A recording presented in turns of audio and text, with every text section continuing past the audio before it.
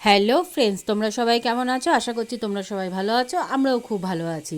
সংক্রান্তির পরের দিনকে ক্ষীরের পাটিসাপটা করেছিলাম, কিন্তু সেদিন ভিডিও শ্যুট করা হয়নি, তাই তোমাদের সাথে শেয়ারও করতে পারিনি।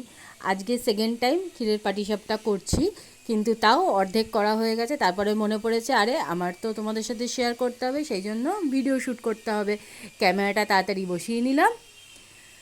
ভয়েস ওভার দিতে গিয়ে দেখি কি ক্যামেরাটা ঠিকমতো তাড়াহুড়োর চোটে বসানো হয়নি, অর্ধেকটা দেখা যাচ্ছে, অর্ধেকটা দেখা যাচ্ছে না। এইভাবেই একটু কষ্ট করে দেখে নিও, পরে আর একদিন করবো, সেদিনকে ভালোভাবে শেয়ার করব।